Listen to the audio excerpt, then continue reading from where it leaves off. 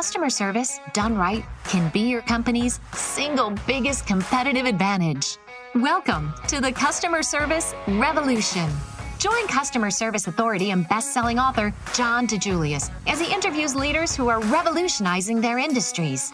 This is more than a podcast, though. It's a movement. The Customer Service Revolution is a radical overthrow of conventional business mentality designed to transform what customers and employees experience.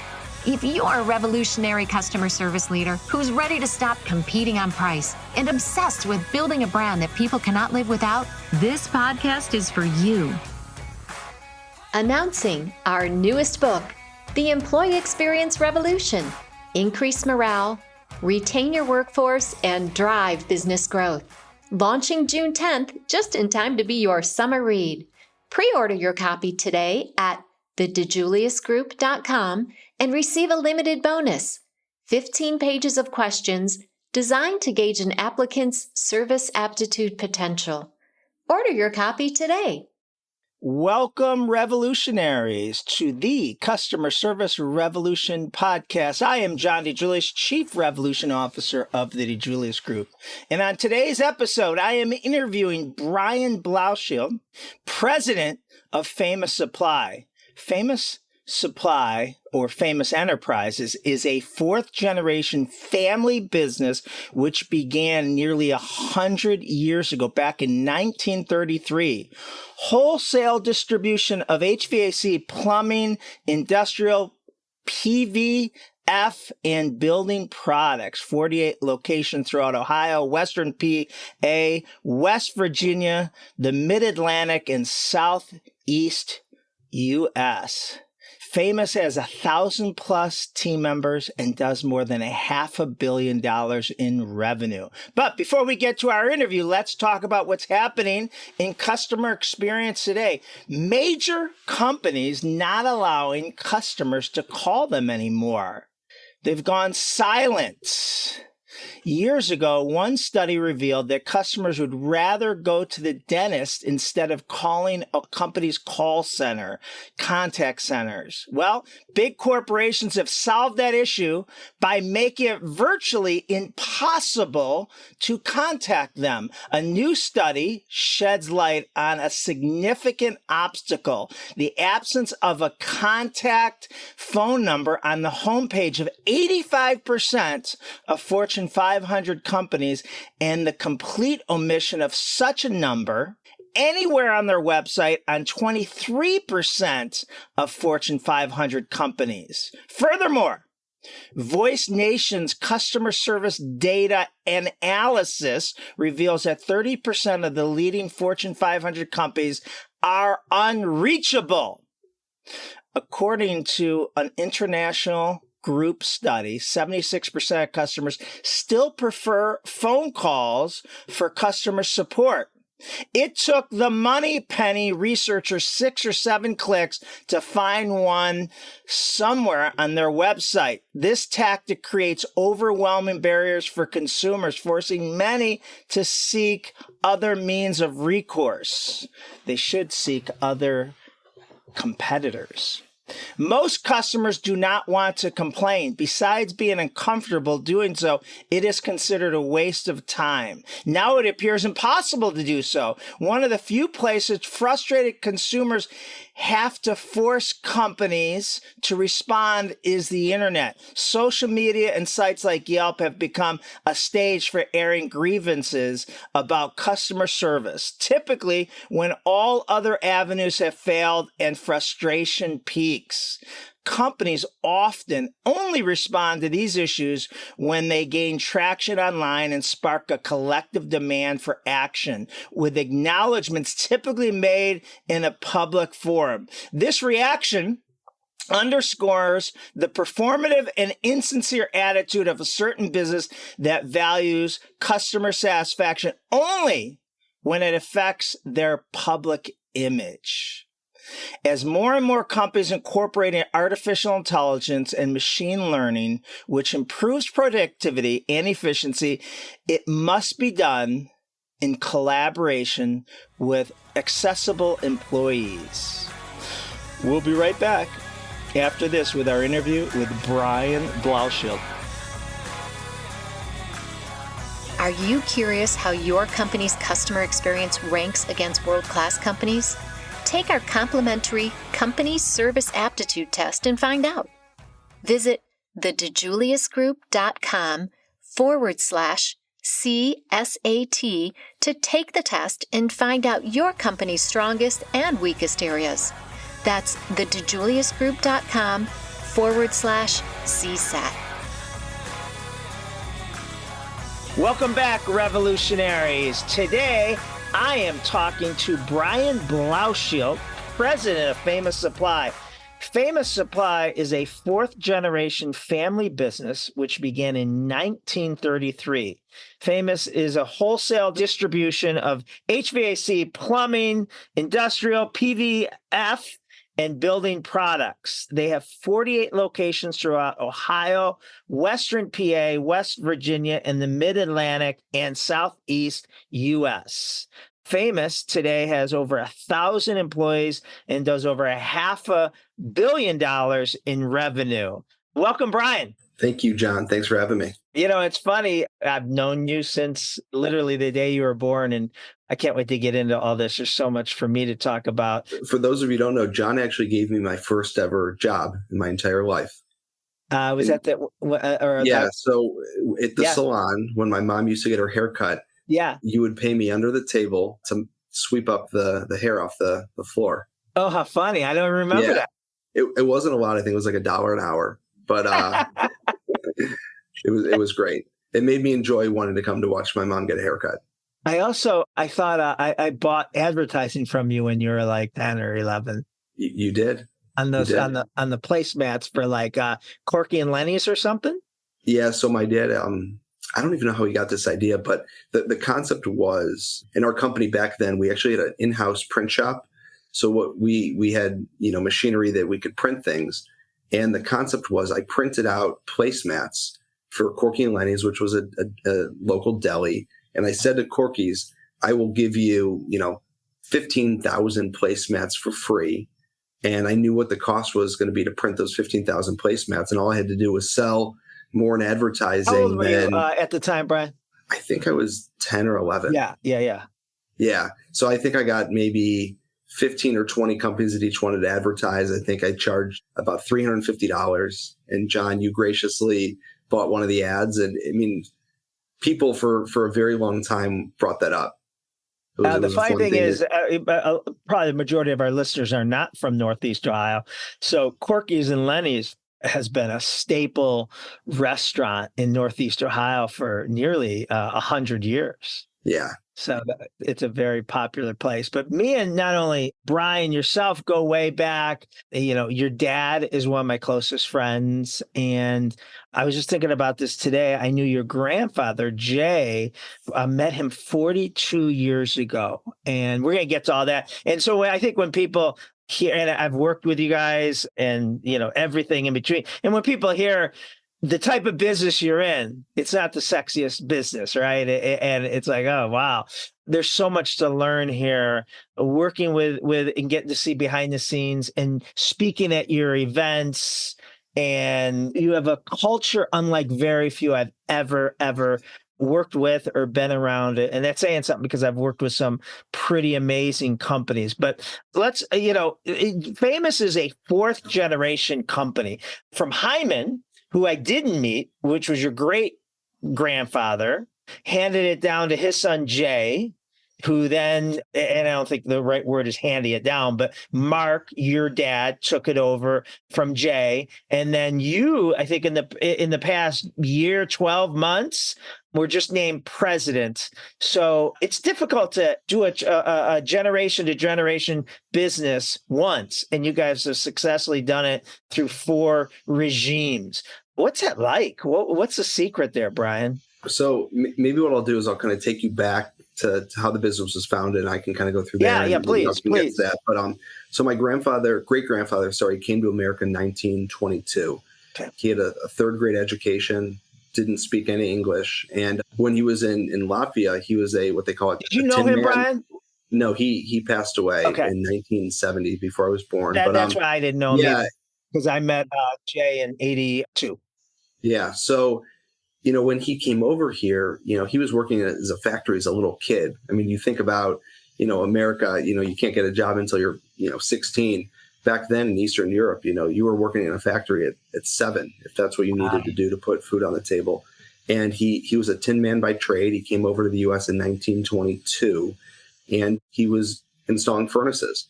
And back then, a furnace didn't look like a furnace today. It wasn't like you bought it in a box. It came disassembled, and a team of people had to put it together. And his claim to fame was that if you needed heat, they'd get the furnace installed in a day, when, most companies, it could take 2-3 days, depending on the complexity. And, back then it was furnaces filled up a whole room in a basement. I mean, they were massive. It didn't matter if they had to work till 1 a.m, 2 a.m. They were not leaving until they got that thing installed. And after doing that for 11 years, he realized he had trouble getting parts and supplies from his supplier. He started buying products to sell to his friends who, immigrants, other contractors, and eventually decided he wanted to go into distribution full time. So when he started the business, it was just one location on Woodland Avenue. 1933, 1933. Right? And he ran that business, just one location until my grandfather came to the business in, I believe, 1957. So my grandfather, I think your grandfather Jay was born like in 1933. He was born the year the company started. Yeah. And even though he's from Cleveland, my grandfather, for some reason, decided to go to Miami of Florida for college. After college, he decided to do the Air Force. So he was in the Air Force for a few years. I had no idea.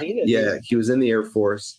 He was an accountant in the Air Force, but he still served on a Air Force. What was his degree in? I think he was in a business degree. Okay.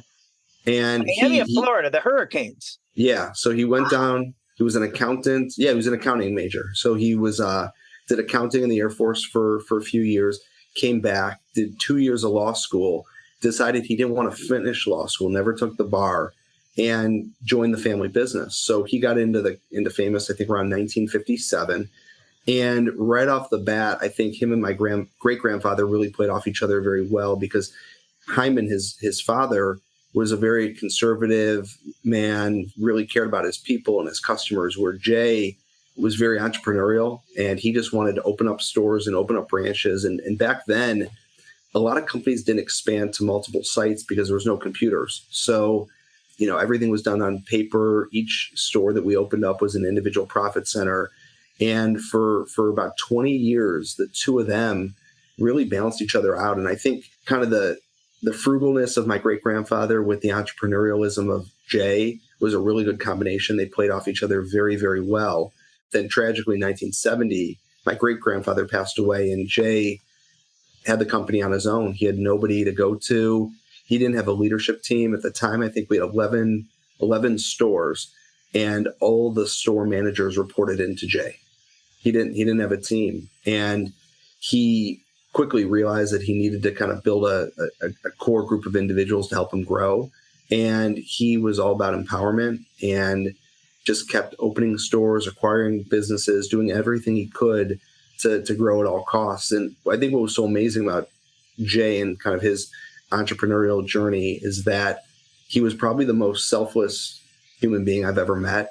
He was the type of guy that, he drove a beat up Chevy Venture, my whole childhood. He didn't care about material possessions. He didn't care about having nice things. He didn't care about really anything other than the company and his associates, his customers, obviously his family as well. But, I think when you think about that era, he had a single purpose, which was to make the company great. And I think he did it because he was kind of trying to live out the honor of his father and make his father proud, and he really built something truly special. But what happened was it got to a point where we got too big and maybe a little bit out over our skis. So my father joined the company in 1987. And when he after he graduated from Ohio State. After he graduated from Ohio State.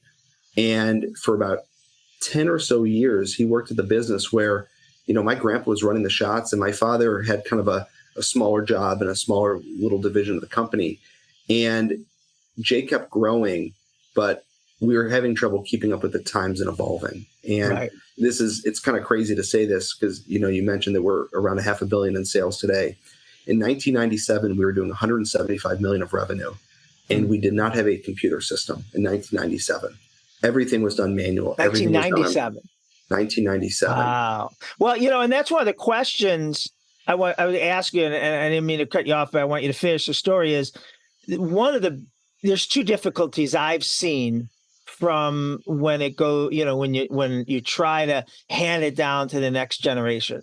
The first one is resistance from the old gen with the new gen, because the younger has bright ideas and the old gen's like no, and they're usually typically more conservative. That's one of the obstacles. The next is sometimes the younger generation didn't technically earn and pay their dues and maybe don't deserve. And so these are all things that you guys had to figure out along the way. So I'll let you get back to the story, but you can kind of visit those two offshoots. Yeah, no, I think those are probably perfectly said. And there could be a couple other ones I might add into that. Yeah. But absolutely, Jay realized at a certain point, and I think it was 2002, that the company needed to be handed down because some of the massive projects that we needed to undertake to modernize the company, I'm not saying that Jay wasn't capable, but he knew that my dad was a better person to lead us in those initiatives. Because when you're trying to transform a business and throw in an integrated phone system or put in a distribution center or all these things we did. I mean, we had to bring in an ERP system. We had to centralize our purchasing team. I mean, this wasn't like a 1, 2, 3 year process. This took us a decade where we could take the company from where it was at to a company that could win in the 21st century. And my grandpa had been running the company at that point for close to 32 years.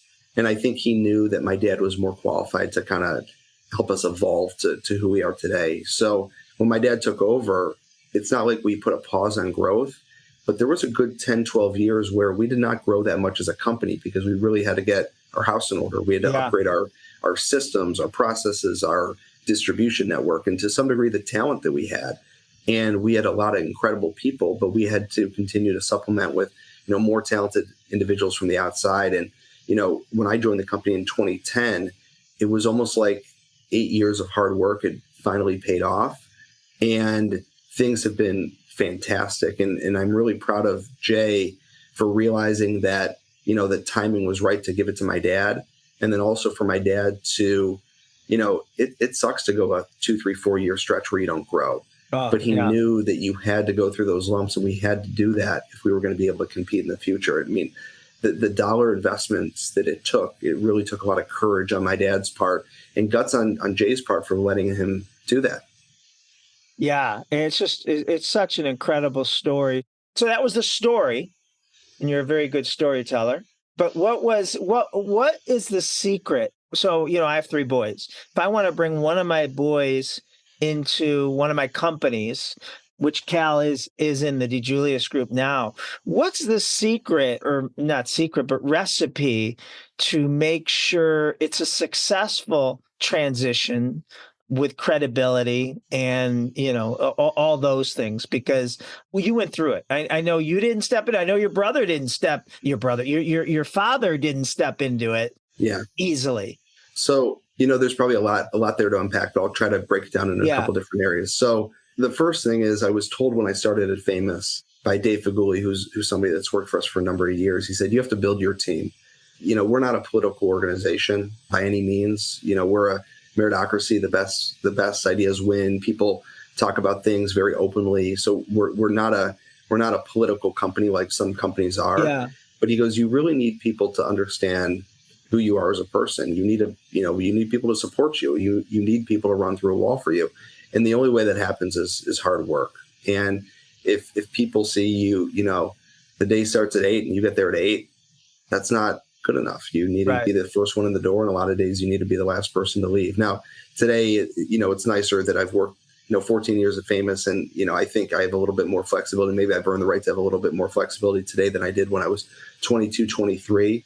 But the reality is every person in the company's eyes are on you every single day, every move you make. And what comments you make or how you treat people, it really makes a difference. And there's no job that you shouldn't want to do. And, I've swept floors in our warehouses. I've opened up at 1 a.m. when a plumber needs a pump. If I'm the person there, I'm going to go in and open up to make sure that we can take care of that customer. And I think people know that there's no job in this company that I wouldn't do. And I've done every job in the company with the exception of driving a box truck because I'm a terrible driver and it would not be safe to put me behind one of those. But other than that, I've pretty much done everything. So I think that's important at a young age, is being aware of how every decision you make and how every action you take has a ramification.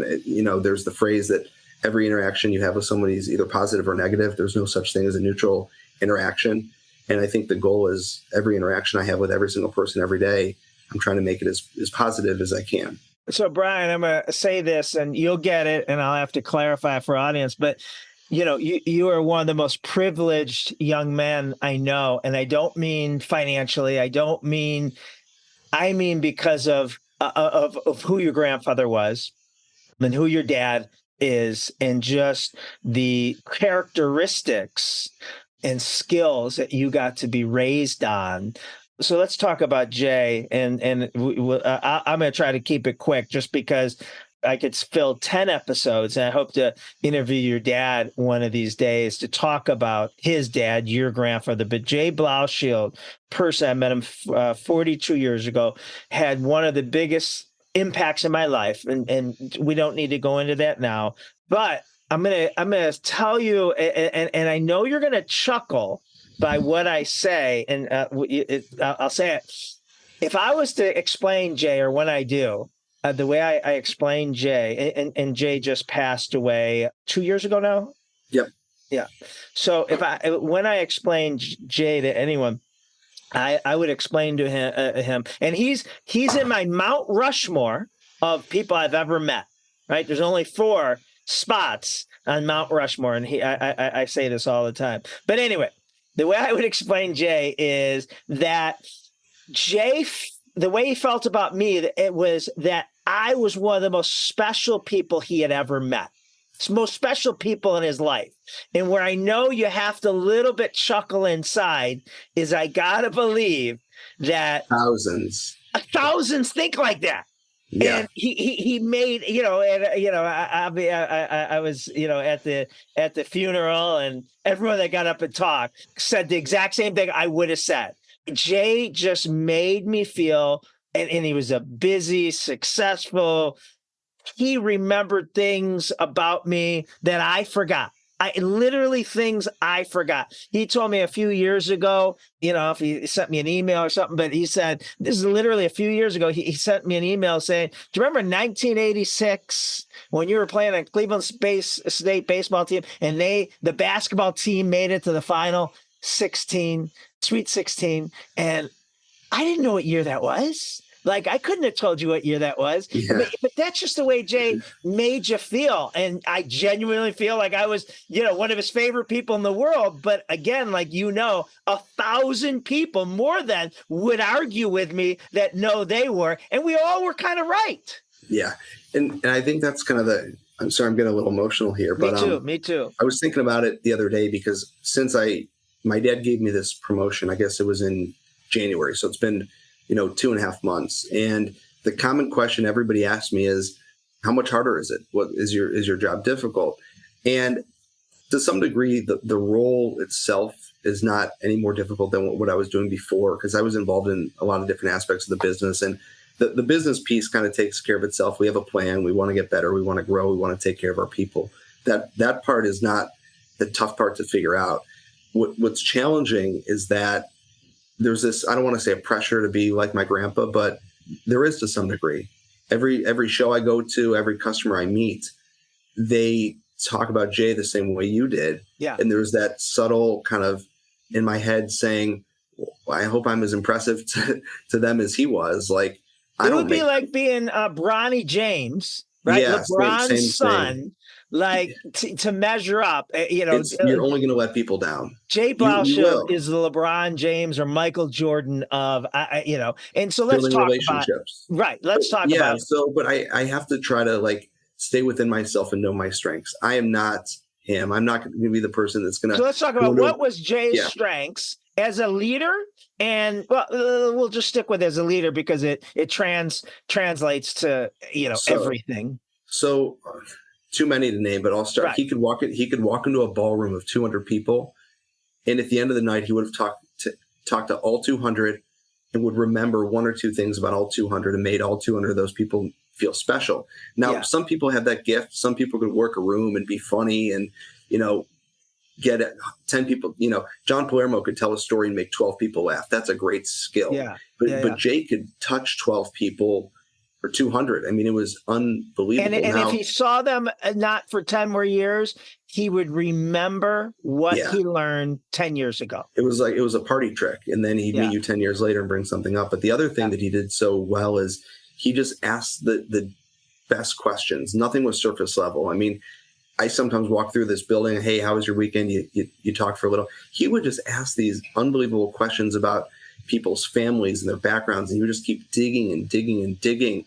And he would get somebody to talk and share so much. And then people had so much comfortability with him based on the way he communicated that when there were issues or opportunities, people just felt so easy to talk to him. And then when somebody brought up a great idea, he would take it, he would write it down, he would follow up, he would make sure somebody got on top of it. And, give the credit. Yeah, he'd give the credit. But like in any business, the best ideas are not coming out of the boardroom. They're coming out of your frontline associates. Yeah. And the biggest challenge, the bigger and bigger you get, it's that paradox of like everybody thinks they're the smartest person in the room because they've been so successful. You start listening to yourself versus listening to you 10 years ago, right? You want to be talking to the people that have the good ideas that are doing the work.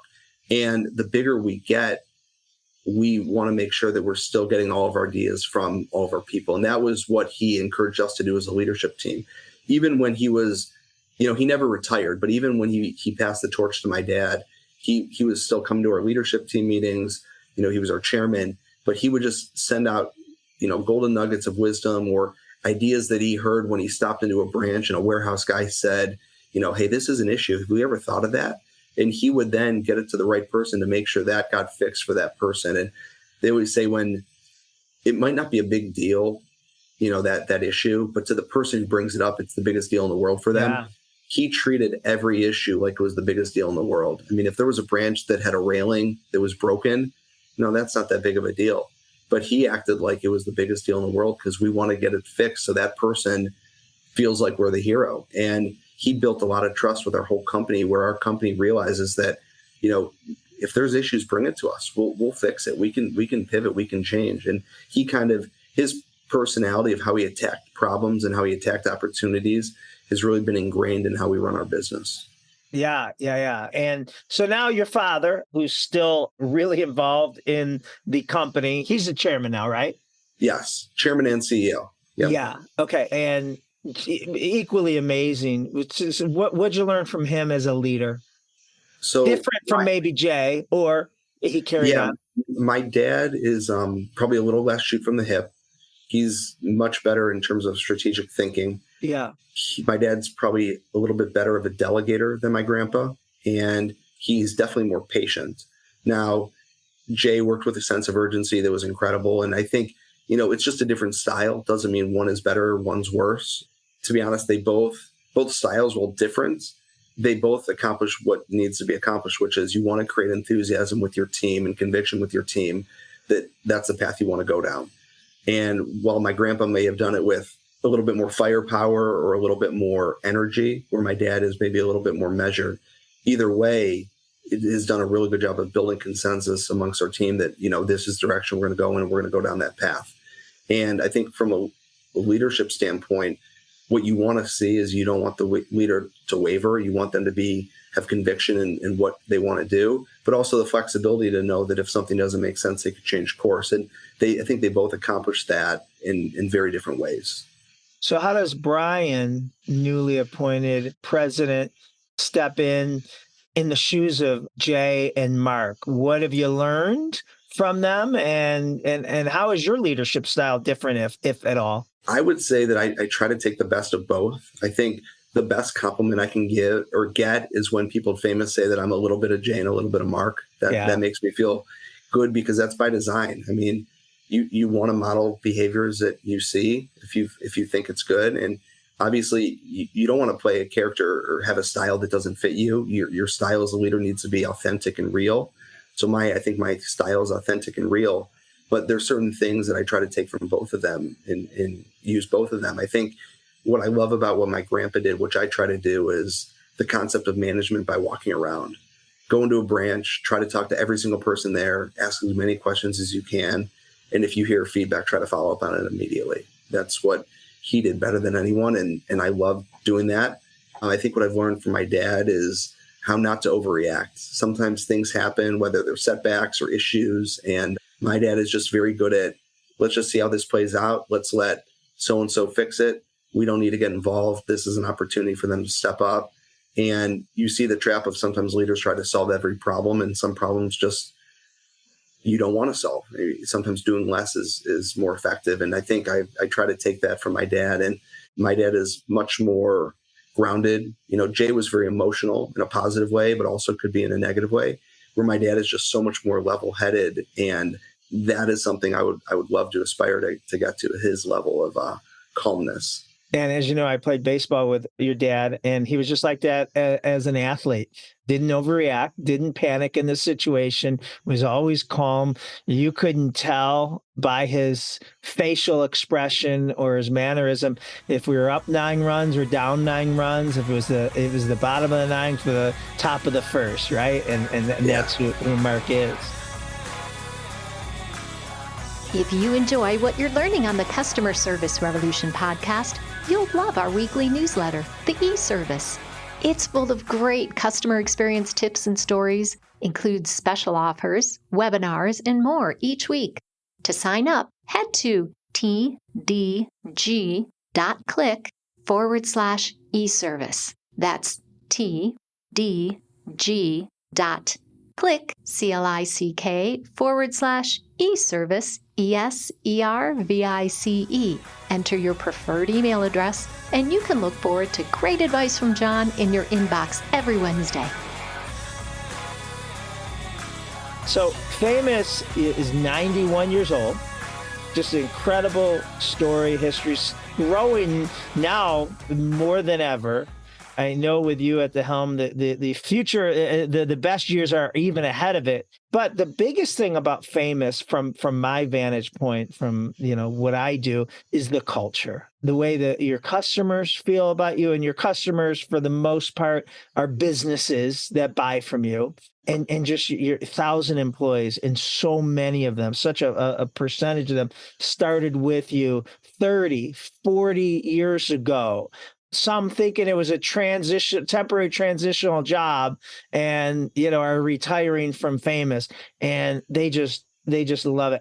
How do you create that? And then how do you step in, Brian? And I know you've been there since 2010, but how do you cultivate that? If we have young leaders listening, let's talk about the importance of that, because we don't see that anymore. Yeah. So we are very proud of our culture. And one thing we did about 7 or 8 years ago is we built something called our 40 Famous Fundamentals. And it's basically, we have our 5 core values, which are family, trust, communication, teamwork, and continuous improvement. But then what we decided to do is build out 40, what we call actions and behaviors, that if people demonstrate those, we will live our 5 core values. And the first one is do the right thing always. And what we do as a company is we pick one fundamental, number 1, and then every week we go to number 2, number 3, number 4, all the way through all 40 of them, and then we start back over at number 1. So does that take you 40 weeks? It takes us 40 weeks to get through all of them. Okay. And what we do is every week on Sunday night, we put out about a 90-second video where a different associate in the company talks about what that fundamental means to them. And then throughout the entire week, as a company, we're talking about it at the start of every meeting, at the start of every shift. And it's really been ingrained in our people how important those fundamentals are. And we use it to hire, we use it to fire. I mean, if somebody doesn't fit our culture, they really shouldn't be a part of our company, no matter how great of a performer they are. Right. You could have some people, maybe great performers, don't 100% fit our culture. Maybe they could still be a part of the team in an individual contributor role, not a leadership role.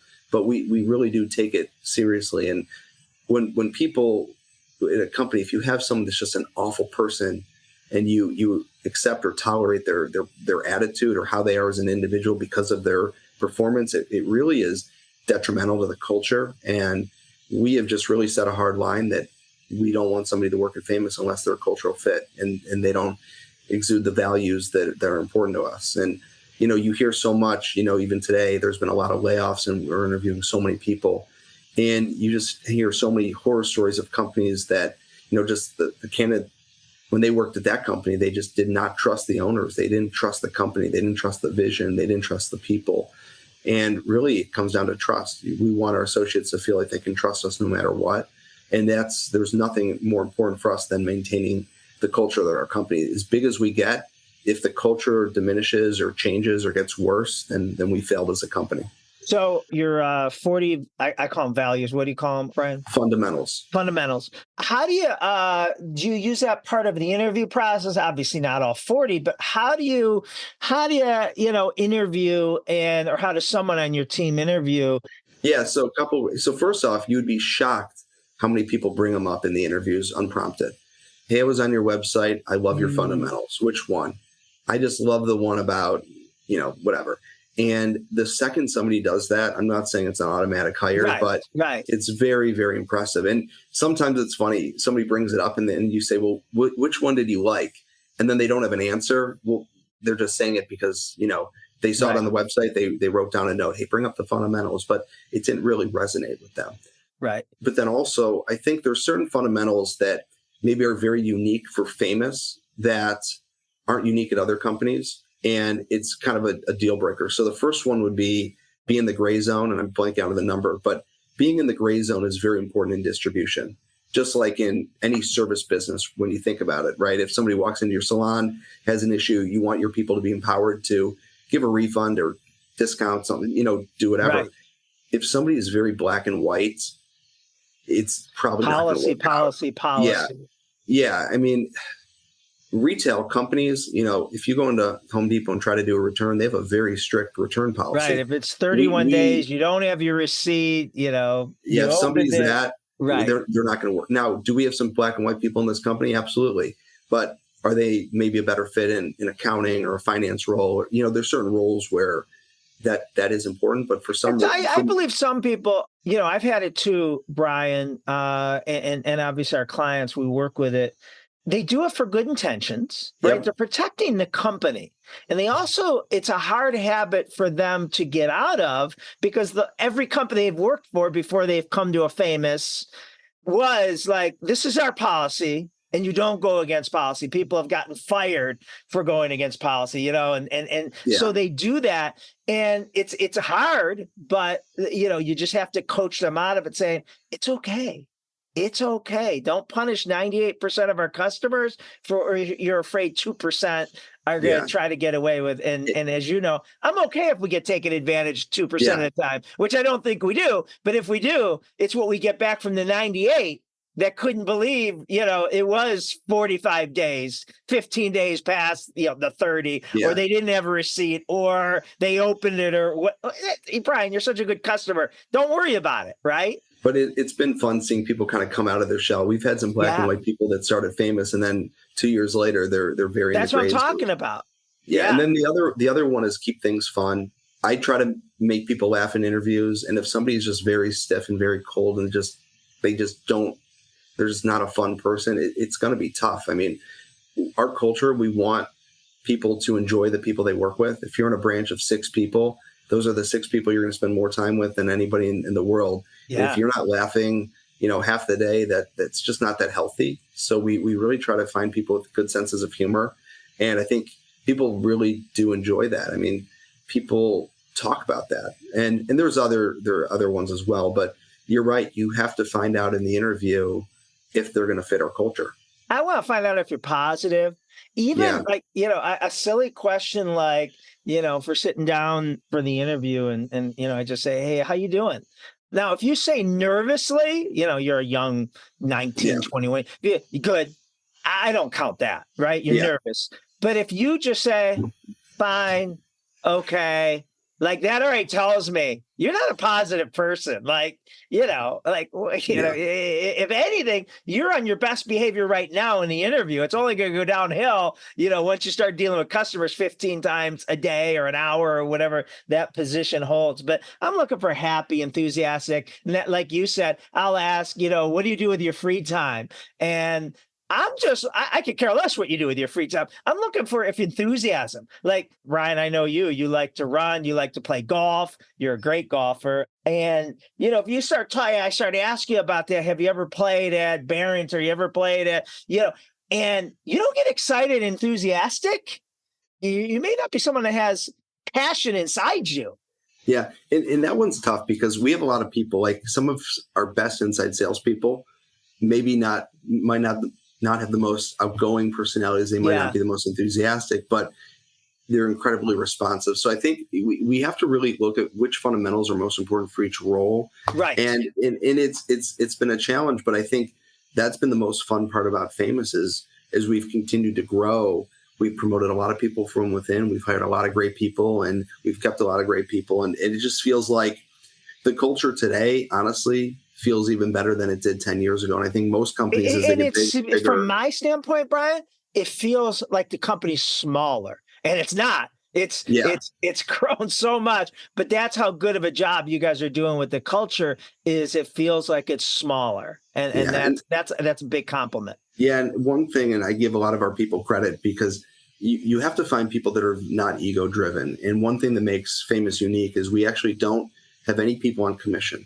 We're 100% salary. And it's very unique for a company where we have so many salespeople. But the reason we do it is because, we want our salespeople to work as a team. We want them to share resources, share accounts, work together. And, if you have commission, people are fighting over customers, fighting over orders. And we don't have any of that fighting that goes on at our competitors.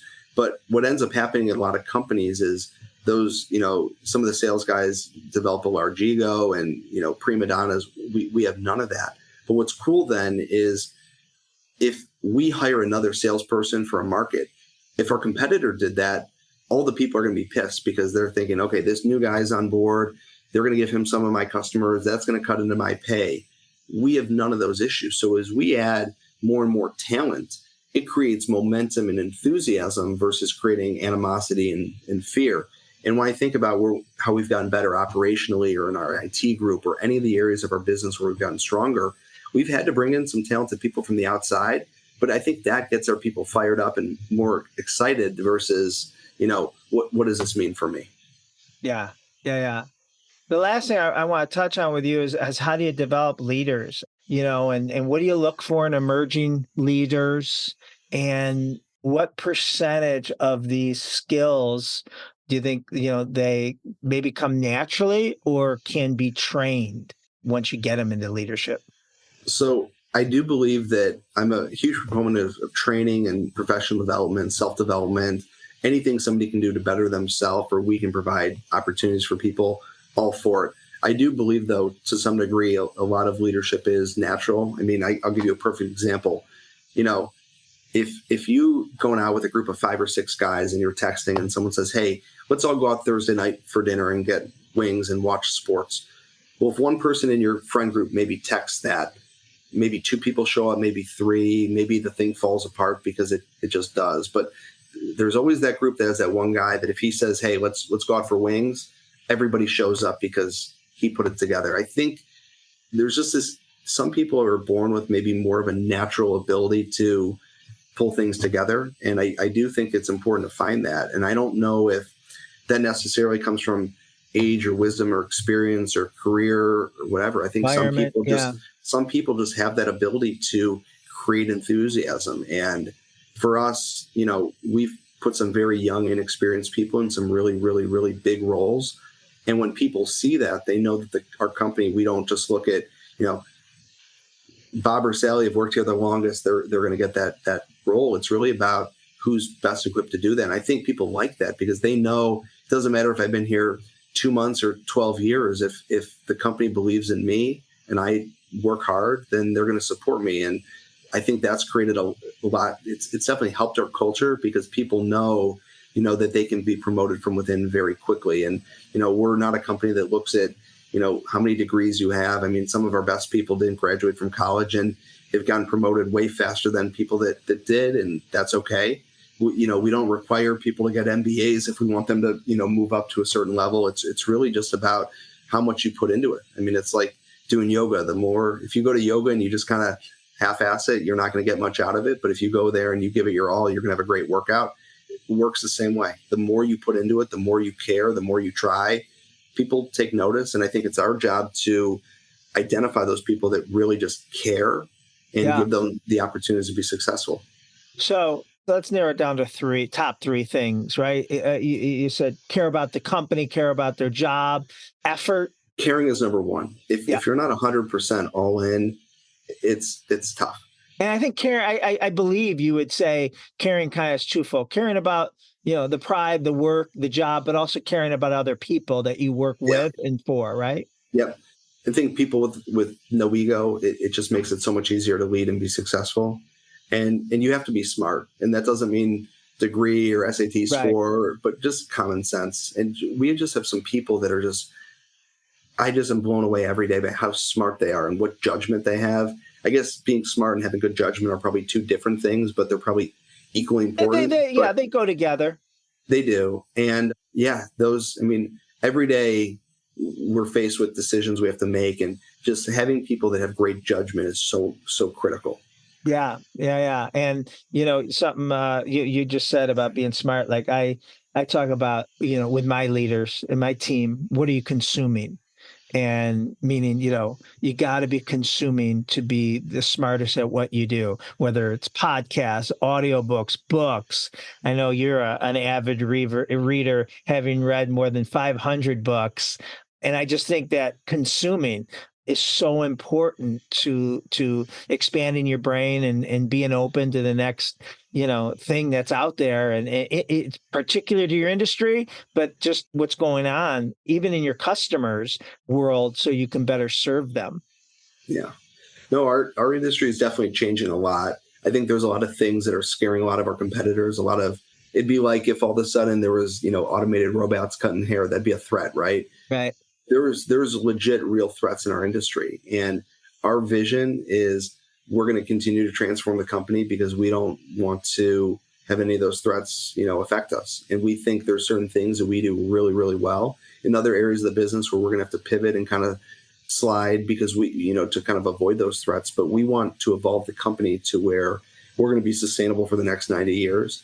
And I think a lot of people are, you can either be scared of what's going to change or you can embrace it. And it's nice to, that we're surrounded by a lot of leaders that have no fear of what's coming. AI is going to change our industry. Robots are going to change our industry. Augmented reality is going to change how installers install a furnace. I mean, those are three scary things I mentioned, but all three can be incredibly powerful and can make us a better company if we embrace them versus, keeping our head in the sand. And we have so many people that look at those things as amazing opportunities versus fears.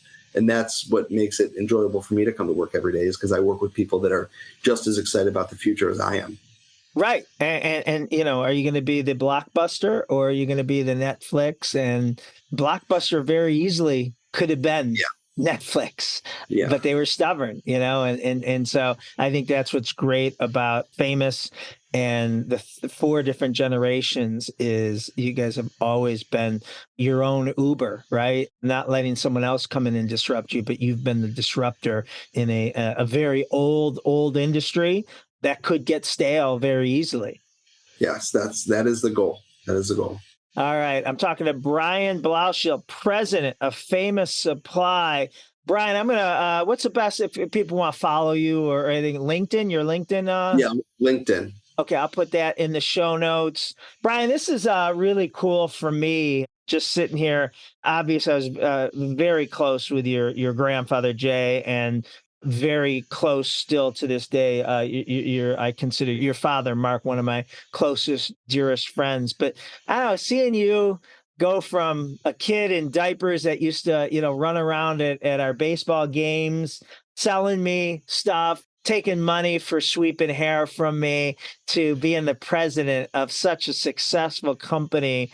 I'm learning from you. It's really, really cool. It's really cool for me to have gotten the front row seat of your journey. And I'm looking forward to the next 30 years. Thank you. I really appreciate it. It's been an absolute pleasure. And, just being so close to you and your family has been truly amazing. And thank you so much. It means so much to me to hear you say that.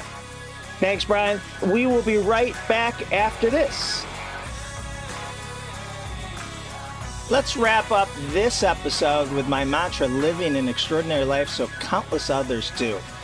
When I talk to young people, my sons, anyone that's entering college or just graduate from college in their 20s, I feel like this generation has so much more pressure on themselves than the previous generations. I don't remember when I was going into college or even graduating having the pressure of what am I going to do for the rest of my life?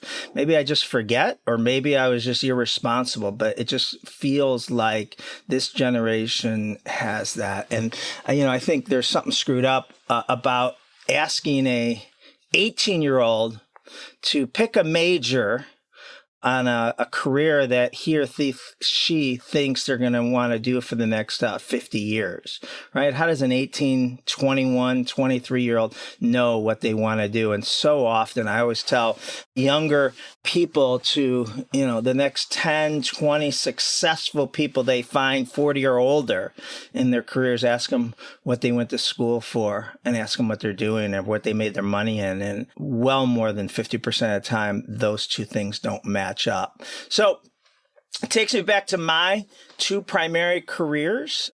When I graduated from college, Cleveland State, in the late 80s, I, wanted to be an entrepreneur. Didn't know what that would be. So I worked at UPS and drove a truck and made great money compared to what I could have with my college degree, hoping to put enough money away to quit UPS and start my business.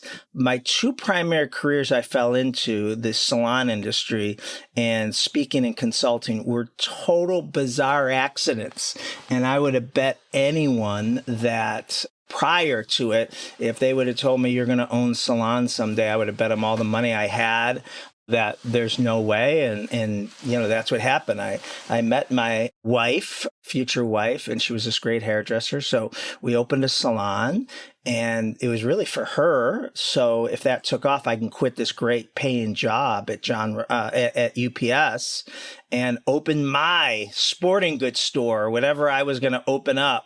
And had to jump into the salon more than I wanted from a management standpoint because we were struggling. We didn't know what we were doing. My wife was this great hairdresser, but the salon needed some business, marketing, customer service, right? And then all of a sudden, between the two of us, we start exploding. And I quit UPS and got into the salon industry full time. So now in the early to mid 90s, we're growing the salons and they're just taking off. And so I expect to just grow the salons for the next 30, 40, 50 years of my life. And if anyone would have said, well, someday soon you're going to be full-time speaking and consulting and writing books and all that stuff, I would have said, no way. That's not what I want to do. Didn't even know that was a career. But as it turned out, because of the success of our salons, because of the reputation for the customer experience and the growth of it, people started asking me to speak locally in Northeast Ohio. And I did it just as a reason to market the salons, get more people in it. And then every time I spoke and shared what we were doing at John Roberts Spa, 2 or 3 business leaders would come up and say, could you come in? Can we hire you to speak in our business? And I didn't even know that was a thing. So then I started speaking, and then the salon industry started using me and hiring me to speak at national events. And I liked it, felt that I was pretty good at it. And then I wrote my first book, Secret Service, that came out in 2003. And pretty much overnight, up until then, I was a salon owner that spoke a few times a year, all in the beauty industry. And then after that, 2003, 2004, 2005, I became a speaker that owned salons and started speaking to real organizations and associations outside of the beauty industry. And that's where Starbucks and Chick-fil-A and Ritz-Carlton and all these great companies found me. And then we changed from a speaking keynote company to a consulting company. And it's what I've been doing ever since. Still own the salons, but I don't spend any time in the salons. 99.9% of my time is with the DeJulius Group and the consulting business and speaking and consulting and writing and doing podcasts. So my whole point to this story, my stories, is that my two primary careers that I can't believe I get paid to do, salons, the salon business, and speaking and consulting and content creation on customer and employee experience were total accidents. And so I just tell people, I tell my three boys, go out and do shit. Just do stuff.